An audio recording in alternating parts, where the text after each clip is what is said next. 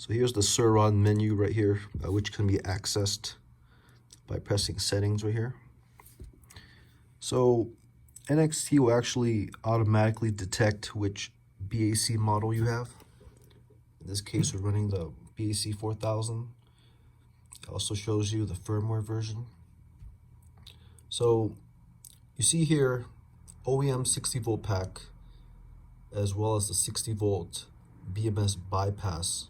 So that's for batteries that have the BMS discharge function bypassed, so you can run more current, which in turn allows you to run more power.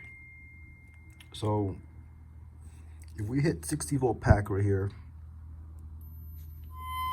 it'll tell you that 60 volt pack profile has been loaded.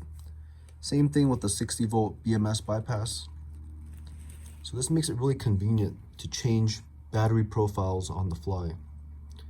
Now you'll note that 72 volt battery profile is missing from here, and that's because NXT will actually hide the 72 volt battery profile if your battery voltage is under 70 volts. So this will prevent people from choosing and selecting a 72 volt battery profile when they in fact don't even have a 72 volt battery system.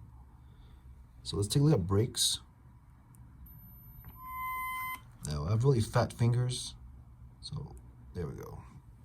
So here's the brake menu right here. Different brake options like throttle off regen, variable regen, switch regen. You could switch back and forth at your own convenience. Give me a second here. All right, so Regen Strength, if I tap this number here, it'll bring us to an on-screen keypad. So we can actually change the Regen Strength. Let's say 75% here, press OK.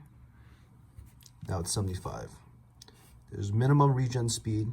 So this is the point in which regen will cut off completely if the vehicle speed gets under that value. So 5 kilometers right now, you can change that. Regen positive ramp, so that's basically determines how aggressive you want regen to kick in. There's also regen negative ramp, so that's how aggressive you want regen to let off. So once you let off the throttle, or once you basically determines how aggressive regen off ramp is. It's hard to explain, but once you try it out, you'll see what I mean. Here's a variable regen with speed. So regen is normally kind of fixed in a way. Now I haven't really played with it, but supposedly it will allow high regen strength at high speeds and low regen strength at lower speeds. So that makes it easier to control. The motor page is not done yet, but here's the EP Sport. So right here you can configure different power limits for sport mode and EP mode. So you see throttle power, motor current, field weakening.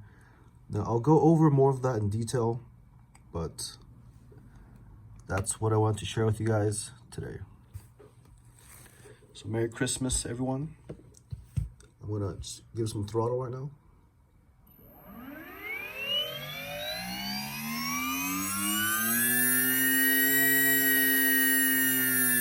So FW is field weakening indicator, and you got range estimator and efficiency, so watt hour consumption per mile.